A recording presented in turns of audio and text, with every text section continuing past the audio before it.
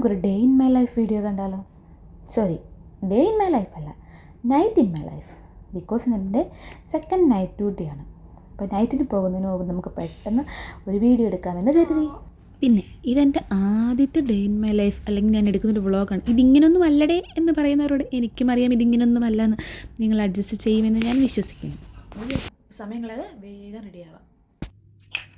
ഇനി ഈ ഫോൺ നോക്കിയിരുന്നാൽ ഞാൻ അങ്ങനെ ഇരിക്കും. അതുകൊണ്ട് തന്നെ പെട്ടെന്ന് എഴുന്നേറ്റ് ബ്രഷൊക്കെ ചെയ്ത് കിച്ചണിൽ കയറാമെന്ന് കരുതി. കിച്ചണിൽ കയറി വല്ലതൊക്കെ ചെയ്യണമല്ലോ. ഇപ്പം തന്നെ സമയം 4:30 കഴിഞ്ഞിട്ടുണ്ട്. അപ്പം വേഗം കയറി എന്തെങ്കിലുമൊക്കെ കുക്ക് ചെയ്ത് എന്തെങ്കിലുമൊക്കെ എടുക്കണം. നൈറ്റ് ആയതുകൊണ്ട് നമുക്ക് നൈറ്റ് ഷിഫ്റ്റ് എന്ന് പറയുന്നത് നൈറ്റ് 7 to മോർണിംഗ് 7:30 വരെയാണ് നമ്മുടെ നൈറ്റ് ഷിഫ്റ്റ് വരുന്നത്. അപ്പം അതിനിടയ്ക്ക് നമുക്ക് സാധാരണ ഞാൻ ഫുഡ് കഴിക്കാൻ എന്തെങ്കിലും കൊണ്ടുപോകുന്നതാണ്. ഇന്ന് ഞാനൊന്നും കൊണ്ടുപോകുന്നില്ല, കാരണം ഞാൻ ഇത്ര സമയമായി ഉച്ചയ്ക്ക് ഫുഡൊന്നും കഴിച്ചിട്ടില്ല. അപ്പോൾ ഞാൻ ഇവിടുന്ന് കഴിച്ചിട്ട് പോകാമെന്ന് കരുതി. അപ്പോൾ പ്രത്യേകിച്ചൊന്നും വെക്കാനുമില്ല. കുറച്ച് റൈസ് ഇരിപ്പുണ്ടെന്ന് അത് ചൂടാക്കണം.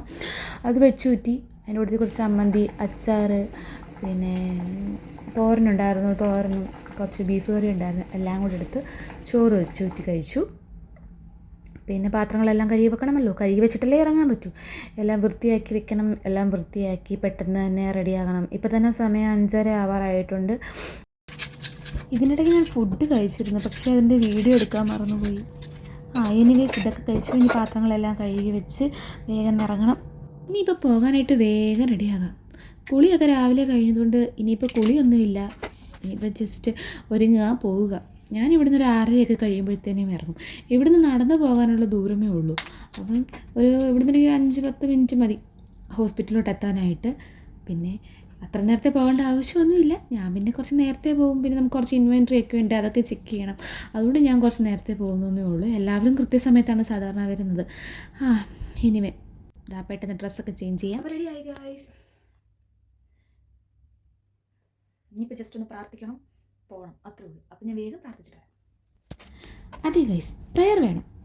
അപ്പോൾ ഡ്യൂട്ടിക്ക് പോകുന്നതിന് മുന്നേ എന്നല്ല, എന്തിനു മുന്നും നമ്മൾ നല്ലൊരു കാര്യം ചെയ്യുന്നതിന് മുന്നിട്ടും നമ്മൾ പ്രാർത്ഥിക്കുന്നത് വളരെ നല്ലതാണ്.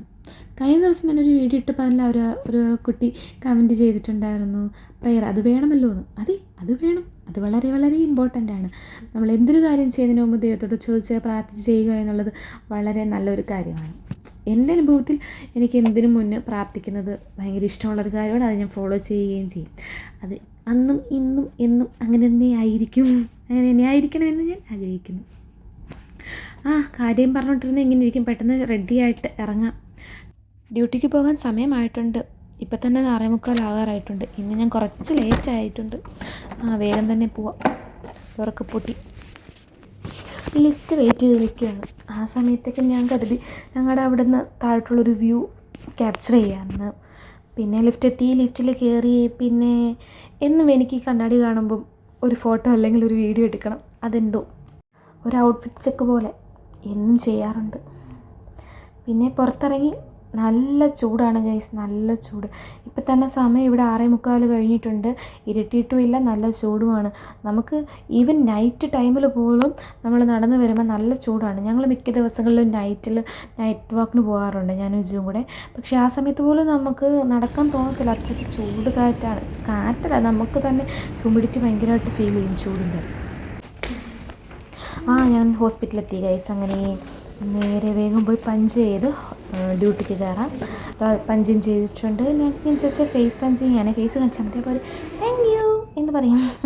പിന്നെ ഞാൻ നേരത്തെ പറഞ്ഞില്ലേ എനിക്ക് ഇൻവെൻട്രി ഒക്കെ ചെക്ക് ചെയ്യാനുണ്ടെന്ന്. അതായത് ഓരോ ഷിഫ്റ്റിലും വരുന്ന എല്ലാ സ്റ്റാഫുമാർക്കും കുറച്ച് അസൈൻമെൻറ്റ്സ് ഡിവൈഡ് ചെയ്ത് കൊടുക്കും. അത് നമ്മുടെ ഷിഫ്റ്റിന് മുന്നേ നമ്മൾ ക്ലിയർ ചെയ്തിട്ട് വേണം നമ്മൾ ഓവർ എടുക്കാനായിട്ട്. അപ്പം ഇന്നത്തെ എൻ്റെ ഇൻവെൻട്രി എന്ന് പറയുന്നത് വെൻറ്റിലേറ്റർ ചെക്കിങ്ങും അതുപോലെ കുറച്ച് എക്യുപ്മെൻറ്റ്സും ആണ്. അപ്പം ഞാനത് ഷട്ടപ്പടേന്ന് ചെക്ക് ചെയ്യുകയാണ്. ചെക്ക് ചെയ്തിട്ട് വേണം ഡ്യൂട്ടിക്ക് കയറാൻ.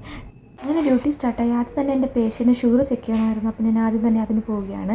പിന്നെ ഇത് ഹോസ്പിറ്റലായതുകൊണ്ട് വീഡിയോസൊക്കെ എടുക്കുന്നതിന് കുറച്ച് ലിമിറ്റേഷൻസ് ഉണ്ട്. അതുകൊണ്ടാണ് ആൾക്ക് ഓവർ എടുക്കുന്നത് അങ്ങനെയുള്ള കാര്യങ്ങളൊന്നും കാണിക്കാൻ പറ്റാഞ്ഞത്. ഇനിമേ ഞാൻ ഓവറൊക്കെ എടുത്ത് കഴിഞ്ഞു. പേഷ്യൻസിന് കുറച്ച് മെഡിസിൻസ് ഒക്കെ കൊടുക്കാനുണ്ടായിരുന്ന മെഡിസിൻസ് കൊടുത്ത് അങ്ങനെ കുറച്ച് കാര്യങ്ങളൊക്കെ ചെയ്തു. ഇപ്പോൾ തന്നെ ടൈം ഇവിടെ 11 മണി ആകാറായിട്ടുണ്ട്. പിന്നെ ഞാനിന്ന് ഫുഡ് കൊണ്ടുവന്നിട്ടില്ല, നിങ്ങളോട് പറഞ്ഞിട്ടില്ലായിരുന്നു. പക്ഷേ ഞങ്ങളൊരു പേഷ്യൻ്റ് ബൈസ്റ്റാൻഡർ ഞങ്ങൾക്ക് നൈറ്റുള്ള എല്ലാ സ്റ്റാഫിനും ഡോക്ടറിനും ഫുഡ് ഓർഡർ ചെയ്ത് തന്നായിരുന്നു. ഫുഡെന്ന് പറയുന്നത് ബർഗറും ചിക്കൻ ബർഗറും പെപ്സിയുമാണ് ഓർഡർ ചെയ്ത് തന്നത്. അതിൻ്റെ കൂട്ടത്തിൽ കുറച്ച് ഫ്രഞ്ച് ഫ്രൈസും ഉണ്ടായിരുന്നു എല്ലാവർക്കും. പിന്നെ ഞാനാണ് ലാസ്റ്റ് കഴിക്കാൻ വന്നത്. എല്ലാവരും കഴിച്ചിട്ട് പോയി. എനിക്ക് കുറച്ച് പണിയുണ്ടായിരുന്നു. അപ്പോൾ അതെല്ലാം ചെയ്ത് തീർത്തിട്ടാണ് ഞാൻ കഴിക്കാൻ വന്നത്. അത് മാത്രമല്ല, ഞാൻ അവിടുന്ന് ഓൾറെഡി ഫുഡ് കഴിച്ചിട്ടാണല്ലോ വന്ന്, എനിക്ക് വിശക്കുന്നില്ലായിരുന്നു. സോ ഞാൻ ലേറ്റായിട്ടാണ് ഫുഡ് കഴിച്ചത്.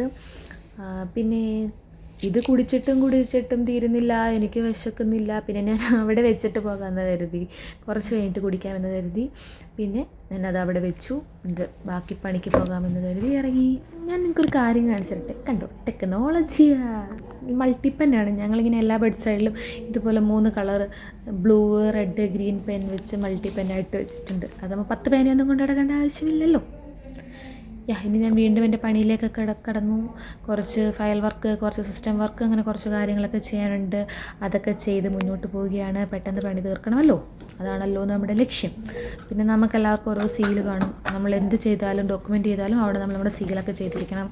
അങ്ങനെയൊക്കെയാണ് ഇവിടുത്തെ റൂളാണല്ലോ.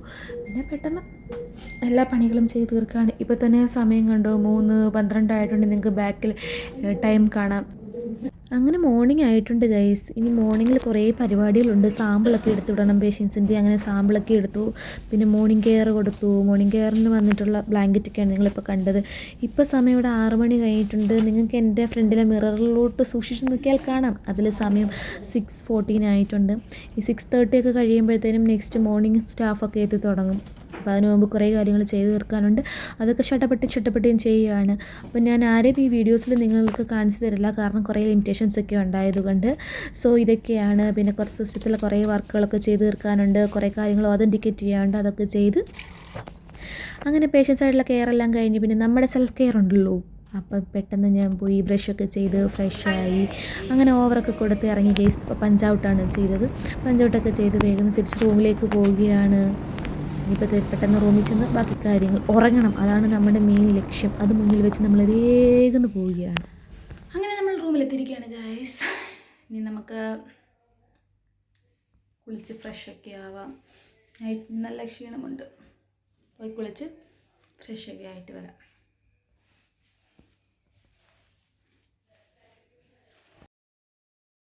അപ്പോൾ പിന്നെ വേഗം കുളിച്ചിട്ട് വരാമേ.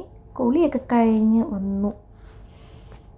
ഇനിയിപ്പോൾ എന്തേലും കഴിക്കണം, കിടന്നുറങ്ങണം.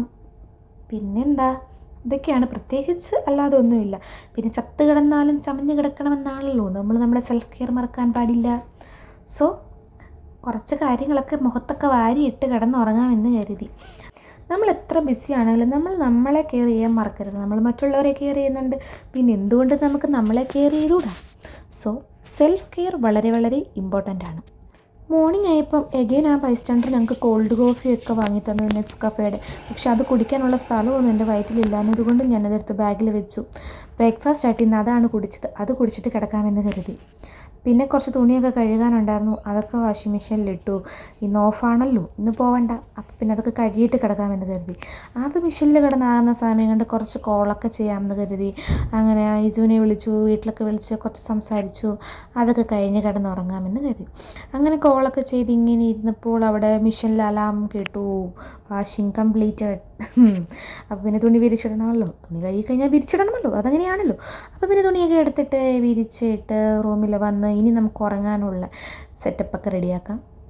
അങ്ങനെ മുടിയൊക്കെ ജസ്റ്റ് ഒന്ന് തോർത്തി അതൊക്കെ ഒന്ന് സെറ്റാക്കി ഇനി റൂമിൽ ലൈറ്റെല്ലാം ഓഫ് ചെയ്ത് കിടന്നുറങ്ങുക.